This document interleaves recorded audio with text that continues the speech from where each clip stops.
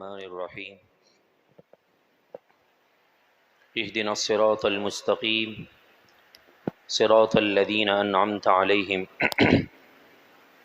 غیر المغضوب علیہم ولا الضالین ان اللہ وملائکتہ یصلون علی النبی یا ایہا الذین آمنوا صلوا علیہ وسلموا تسلیما اللہم صل علی سیدنا ومولانا محمد معدن الجود والکرم وآلہ وصحبہ وبارک وسلم والحبیب الذی ترجى شفاعته لكل هول من الأهوال مقتحم یا من يشفع عند حضرة طه اشفع لنا یا اوجہ الشفعاء نظرت إلى بلاد الله جمعا كخردلة على حكم اتصالي مولاي صلی وسلم دائما ابدا علی حبیبک خیر الخلق کلہم۔ رب العالمین کا کرم اور اسی کے فضل سے جمعۃ المبارک کے اس اجتماع میں ہم سب جمع ہیں۔ دعا کرتے ہیں اللہ تبارک و تعالی میری اور آپ کی ہم سب کی حاضری اپنی بارگاہ میں قبول فرمائیں اور ہمیں رسول اللہ صلی اللہ علیہ وسلم کی پیاری سیرت کو سمجھنے اور اس کے پیغام کو عام کرنے کی توفیق عطا فرمائیں۔ غزوہ خندق کے واقعات ہم سماعت کر رہے ہیں۔ غزوہ خندق کے موقع پر رسول اللہ صلی اللہ علیہ وسلم نے جتنے معجزات کا اظہار فرمایا ان میں سے چند پچھلے درس میں ہم نے سماعت کیے کہ حضرت جابر کے گھر میں 10 سے 12 افراد کا کھانا بے شمار سینکڑوں صحابہ کے لیے کافی ہو گیا، اور 4 سے 5 کھجوریں جو بچی اپنے ماں باپ کے لیے لے کر جا رہی تھی وہ کھجوریں میدان غزوہ خندق کے جتنے بھی اصحاب تھے ان کے لیے کافی ہو گیا۔ یہ حضور علیہ الصلاۃ والسلام کا زندہ معجزہ ہے۔ اس کے بعد جب حضرت جابر کے گھر دعوت ہو گئی تو رسول اللہ صلی اللہ علیہ وسلم نے خندق تیار ہو جانے کے بعد عورتوں اور بچوں کو مدینے کی طرف بھیج دیا اور کہا کہ مدینے میں جا کر اپنی اور اپنے بچوں کی حفاظت کرو، اور صحابہ کرام علیہم رضوان میں سے کچھ صحابہ کی ذمہ داری مدینے کی بارڈر پر لگا دی اور یہ کہا کہ جب تک ہم آئے نہیں اس جگہ سے ہٹنا نہیں اور اس جگہ کو خالی نہیں کرنا۔ مہاجرین کا جھنڈا حضرت زید بن حارثہ کے ہاتھ میں تھا اور انصار صحابہ کا جھنڈا حضرت سعد بن عبادہ رضی اللہ تعالیٰ عنہ کو دے دیا۔ جب قریش مکہ اور کفار مکہ اپنے حواریوں، اپنے ساتھیوں اور اپنے حلیفوں کے ساتھ مدینے کی طرف بڑھے تو انہوں نے دیکھا کہ راستے میں اتنی طویل اور گہری خندقیں کھودی گئی ہیں، تو یہ اس اعتبار سے بڑے مایوس ہو گئے کہ اب تو ہمارا جو پلان تھا مدینے شہر پر حملہ کرنا ہم اس کے اندر ناکام ہو چکے ہیں۔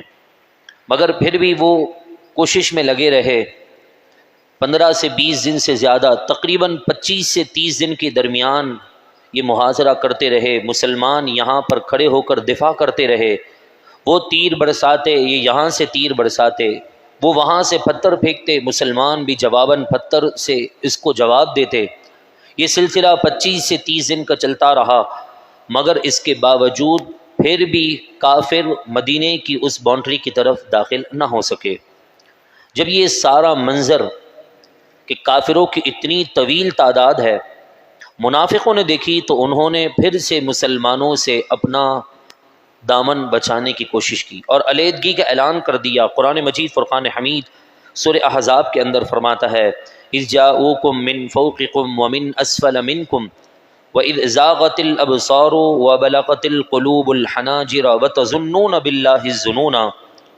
ہنالک ابتلی المؤمنون وزلزلوا زلزالا شدیدا۔ وہ کافر مسلمانوں پر ایسے حملہ آور ہوئے کہ ان کے اوپر سے حملہ کرتے، ان کے نیچے سے حملہ کرتے، یہاں تک کہ مسلمانوں کے دل منہ کو آ گئے۔ یہ ایک کہاوت ہے، فرمایا کہ مسلمانوں کے منہ دل کو جو ہے دل ان کے منہ کو آ گئے اور پھر وہاں پر مسلمانوں کے لیے بڑی ایک خوفناک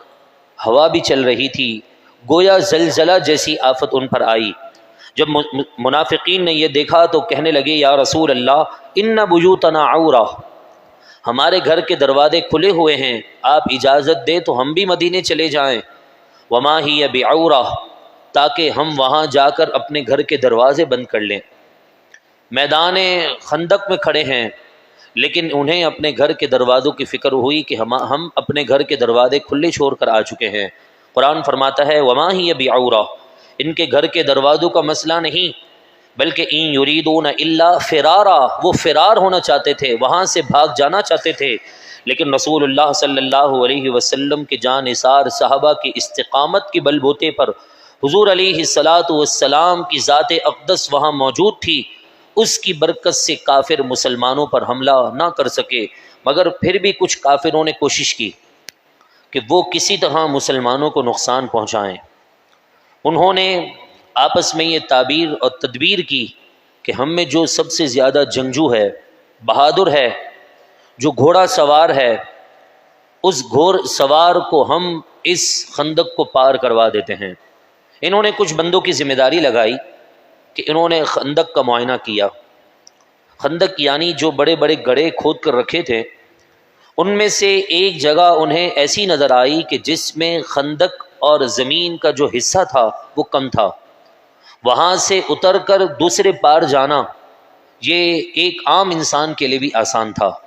مگر انہوں نے تو بہادر بندے تلاش کیے تھے اپنے پورے لشکر میں۔ 3 بہادر انہوں نے اس خندق میں اس جگہ سے اتروا دیے، جس میں سے 2 تو فرار ہو گئے اور ایک حضرت علی رضی اللہ تعالی عنہ کے مقابلے میں آ گیا۔ جیسے ہی اس نے خندق کو عبور کیا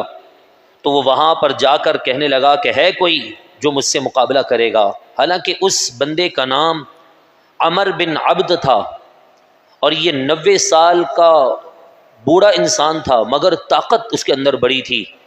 اور اس کے بارے میں یہ مشہور تھا کہ جس جگہ یہ کھڑا ہو جائے تو 2 کلومیٹر تک کوئی بھی مقابلے کے لیے تیار نہیں ہوتا تھا۔ 90 سال کی عمر میں اس کی بہادری کے قصے لوگ پڑھتے تھے، مگر اس کا مقابلہ شیر خدا سے ہو گیا۔ اسد اللہ الغالب،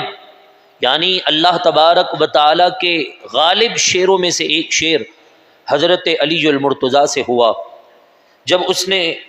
یہ خندق پار کر دیا تو چلا چلا کر کہنے لگا کہ ہے کوئی مجھ سے مقابلے کے لیے آنے والا تو آ جائے۔ 3 مرتبہ اس نے للکارا، ہر مرتبہ حضور کے قدموں میں حضرت علی موجود تھے، آواز سن کر کہنے لگے یا رسول اللہ اجازت دیجیے کہ میں جا کر اس کا کام تمام کر دوں۔ میرے محبوب فرماتے خاموش ہو جاؤ، بیٹھ جاؤ، خاموش ہو جاؤ، بیٹھ جاؤ۔ جب تیسری مرتبہ اس نے للکارا تو رسول اللہ صلی اللہ علیہ وسلم سے حضرت علی عرض کرنے لگے کہ یا رسول اللہ آپ مجھے اجازت دے دیجئے، اللہ آپ کے صدقے سے مجھے فتح ضرور عطا فرمائے گا، میں اس کا کام تمام کر کے لوٹوں گا۔ اللہ کے محبوب نے فرمایا اے علی تمہیں معلوم ہے کہ یہ کون ہے، تم اسے جانتے ہو؟ حضرت علی فرماتے ہیں جی یا رسول اللہ، آپ کے صدقے سے اللہ نے مجھے اتنی پہچان دی ہے کہ میں اس کی آواز سن کر پہچان چکا ہوں۔ یہ بہادر سمجھنے والا، اپنی نظر میں بہادر، اپنے آپ کو سمجھنے والا، یہ عمر بن عبد ہے، میں اس سے لڑوں گا اور اس کا کام تمام کر دوں گا۔ رسول اللہ صلی اللہ علیہ وسلم نے اپنی خاص تلوار ذوالفقار حضرت علی کے دست مبارک کے ہاتھ یعنی دست مبارک میں دی، اور حیدر قرار نے اس مقدس تلوار کو اپنے ہاتھ میں لے کر حضور علیہ الصلاۃ والسلام کا عمامہ شریف سر پر باندھا، اور اس طرح بڑی شان اور شوکت کے ساتھ گویا دولہا ایک اپنی بارات میں جا رہا ہو، حضرت علی میدان سے نکلے اور پھر سامنے جا کر اس سے کہنے لگے کہ اے عمر تو مسلمان ہو جا۔ آپ نے یہ کام اس لیے کیا کہ بعد میں کوئی یہ نہ کہے کہ اسے اسلام کی دعوت پیش نہیں کی گئی تھی۔ حضرت علی رضی اللہ تعالی عنہ نے اس سے کہا کہ تو مسلمان ہو جا۔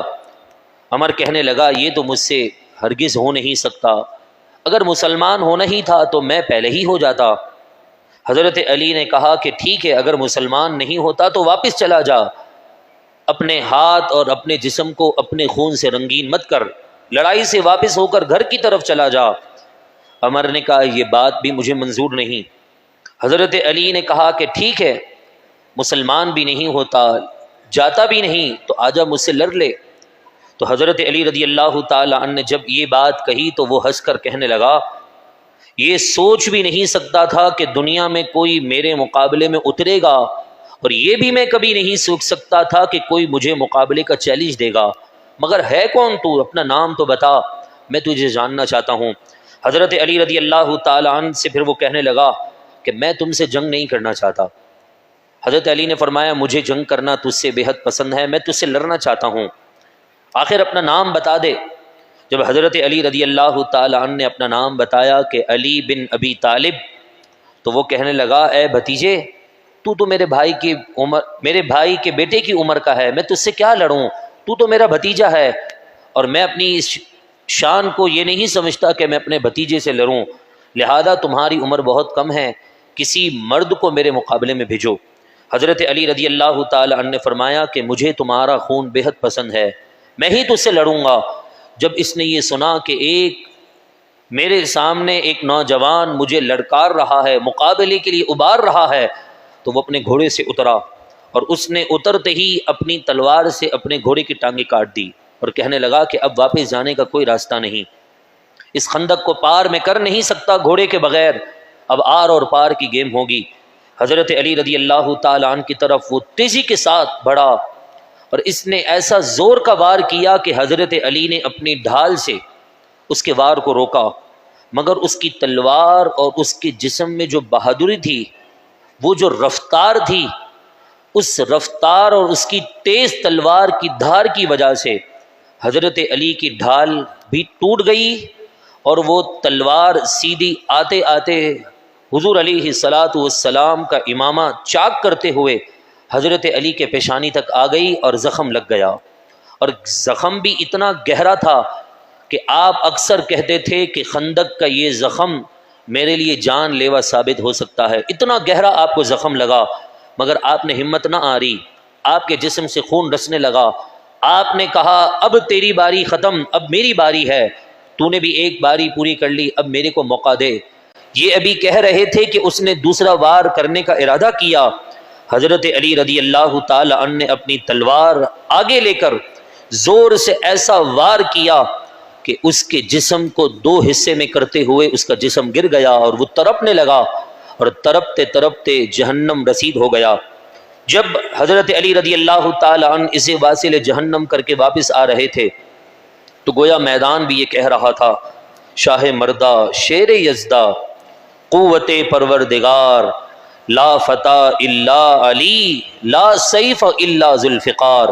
کہ واقعی میں اگر کوئی شیر ہے دنیا کے اندر، وہ اللہ کے محبوب کا پیارا داماد حضرت علی شیر خدا ہیں، اور فرمایا کوئی جوان علی جیسا ہو نہیں سکتا، اور کوئی تلوار حضور کی تلوار ذوالفقار جیسی ہو نہیں سکتی ہے۔ تو یہ گویا وہ میدان کا چپا چپا یہ نعرے لگا رہا تھا۔ پھر اس کے بعد جب آپ واپس پلٹے تو حضرت علی رضی اللہ تعالی عنہ سے حضرت عمر نے پوچھا کہ اے علی، لباس تم نے لے کیوں نہیں لیا؟ وہ لے لیتے، اس سب سے زیادہ قیمتی اور مہنگا لباس تھا اس کا، تم اسے اپنے ساتھ لے آتے۔ تو حضرت علی رضی اللہ تعالی عنہ نے جواب دیا کہ اے عمر، میرا بھی یہی ارادہ تھا کہ میں اس کی زرہ واپس لے جاؤں، اپنے ساتھ لے آؤں، مگر علی بات دراصل یہ ہے کہ جب رسول اللہ کی تلوار ذوالفقار نے اس کا کام تمام کیا تو اس کی شرمگاہ کھل چکی تھی، اور میں نے یہ گوارا نہ کیا کہ میں اپنی آنکھوں سے کسی غیر محرم کی یا کسی انجان آدمی کی جو ہے وہ ناپاک اور گندی جگہ کو دیکھوں، اس لیے میں فوراً پلٹ کر واپس آ چکا تھا۔ حضرت علی رضی اللہ تعالی عنہ کا یہ قول ہمارے لیے بھی پیغام ہے۔ حالانکہ کچھ لوگ جب مردے کو نہلا رہے ہوتے ہیں نا، تو اس وقت بہت سارے عیب انسان کے ظاہر ہو جاتے ہیں، اور اگر وہ شخص جسے اللہ نے غسل دینے کی نعمت دی ہے کہ وہ کسی مردے کو غسل دلواتا ہے، دیتا ہے، اگر وہ کسی کے عیب کو اس طرح ظاہر کر دے اور کسی کے دکھے ہوئے عیب کے بارے میں لوگوں سے بیان کر دے، ڈسکس کر دے، تو جب اس کا جنازہ رکھا ہوتا ہے تو اس کے ساتھ بھی ویسا ہی معاملہ ہوتا ہے۔ حالانکہ دنیا سے انسان چلا گیا ہے، لیکن پھر بھی حیا کا کتنا درس دیا، اور یہ تک فرما دیا کہ غسل دینے والا شخص اگر چاہت کے باوجود دیکھتا رہے تو اس کی آنکھوں کی بینائی جا سکتی ہے، اور انجانے میں اگر اس کی آنکھ، اس کی نگاہ کسی شرمگاہ پر پڑ جائے تو اسے ہٹانے کا حکم ہے کہ کہیں ایسا نہ ہو کہ رب تعالیٰ کا عذاب اس پر نازل نہ ہو جائے۔ اتنا مسلمانوں کے عیبوں کو اسلام نے چھپانے کا حکم دیا ہے، اتنا سخت حکم حیا کا ہے، لیکن افسوس آج ہم بے حیائی کی طرف بڑی تیزی کے ساتھ بڑھ رہے ہیں۔ ہمارے بچے، بوڑھے، جوان، نوجوان سب بے حیائی کے طوفان میں، بلکہ اب تو دور یہ آ چکا ہے کہ لوگ بے حیائی اور فحاشی عریانی کو گناہ ہی نہیں سمجھتے۔ پہلے تو لوگ گناہ سمجھتے تھے، اب گناہ سے بھی چلے گئے ہیں۔ دعا کرتے ہیں اللہ تبارک و تعالی ہمیں بے حیائی کی لعنت سے محفوظ فرمائیں۔ اور پھر اسی میدان کے اندر جہاں اور باتیں ہوئی تو وہاں انصار یعنی مدینہ منورہ میں رہنے والے صحابہ جو حضور علیہ الصلاۃ والسلام کے ساتھ ہجرت کر کے مدینے آئے، وہ مہاجرین، اور جنہوں نے مہاجرین کی خدمت کی وہ انصار صحابہ، ان سے کہنے لگے یا رسول اللہ، یعنی اللہ کے محبوب یہ بات کہنے لگے کہ اے انصار، اے میرے غلام، میں تم سے ایک مشورہ کرنا چاہتا ہوں۔ مشورہ یہ ہے کہ ہمارے سامنے کافروں کا اتنا بڑا لشکر موجود ہے اور ہماری سیدھی جانب ایک یہودیوں کا قبیلہ موجود ہے، ہم ان سے جنگی اعتبار سے کچھ وقت کے لیے ان سے صلح اس انداز میں کرتے ہیں کہ وہ ہمیں نقصان نہ پہنچائیں، کیونکہ اگر آج ہم کافروں سے یہاں مقابلے میں لگے تو کہیں ایسا نہ ہو کہ وہ مسلمان جو بچے اور بوڑھے خواتین مدینے میں موجود ہیں ان کو نقصان نہ پہنچا دیں۔ اس لیے رسول اللہ صلی اللہ علیہ وسلم نے انہیں قریب بلا کر کہا کہ میں یہ سوچتا ہوں کہ ان سے کچھ معاملات میں طے کر لیا جائے، اور پھر جب حالات ٹھیک ہو جائیں گے تو ہم اپنے راستے پر آ جائیں گے۔ تو وہ انصار صحابہ کرام علیہم رضوان آپس میں ایک دوسرے کو کہنے لگے کہ یا رسول اللہ، اگر یہ وحی خدا ہے تو ہمیں اس پر کوئی اعتراض نہیں، مگر آپ اگر مشورہ لے رہے ہیں تو ہم آپ سے ایک بات عرض کرنا چاہتے ہیں کہ ہم زمانہ جاہلیت کے اندر، اسلام آنے سے پہلے ہم نے انہیں ایک بکری کی ران تک نہیں دی، ہم اس معاملے میں بھی ان سے صلح کے لیے آگے نہیں بڑھے، تو اب تو آپ کی برکت سے اللہ نے ہمیں اور طاقت عطا کر دی ہے، ہم ان سے صلح کے لیے ہاتھ نہیں بڑھاتے۔ جب یہ جذبہ اور یہ شوق حضور کے نام پر فدا ہونے کا صحابہ کے درمیان میرے محبوب نے دیکھا تو خوش ہو کر کہنے لگے کہ آج تم نے میرا دل خوش کر دیا ہے اور تمہاری اس بات سے میرا دل مطمئن ہو چکا ہے۔ لہذا ہمیں بھی چاہیے کہ ہم اپنے اسلاف اور اپنے بزرگوں کو اپنے اعمال اور اپنے اقوال کے ذریعے سے خوش کریں۔ آپ نے بھی دیکھا ہوگا کچھ لوگ ایسے ہوتے ہیں کہ جو کچھ کر نہیں سکتے، ان کے پاس طاقت نہیں ہوتی، ان کے پاس مال دولت نہیں ہے، مگر اس کے باوجود اگر کوئی بندہ پریشانی میں آپ کے پاس آ جائے اور آپ اس کو دو میٹھے بول بول دینا تو اس میٹھے بول بولنے کی وجہ سے اس میں حوصلہ پیدا ہو جاتا ہے۔ اور آج تو پریشانیاں آپ کے سامنے کتنی بڑی تیزی کے ساتھ پھیلتی جا رہی ہے، آئے دن مہنگائی، آئے دن لوٹ مار، پریشانیاں، بیماریاں ایسے ہمارے زندگی میں داخل ہو رہی ہیں جس طرح کبھی زندگی کے اندر خوشیاں آیا کرتی تھیں۔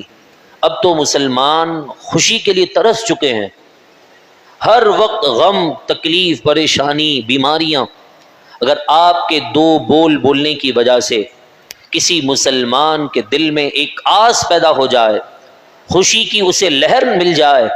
تو حضرت عائشہ رضی اللہ تعالی عنہ کے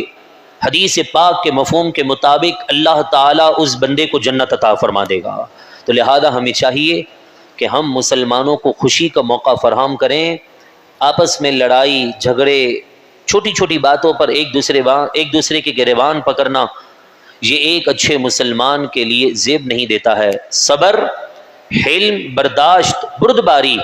یہ اسلام کا سب سے اہم سبق ہے۔ دعا کریں اللہ تبارک و تعالی ہم سب کو صبر کی نعمت سے مالا مال فرمائیں،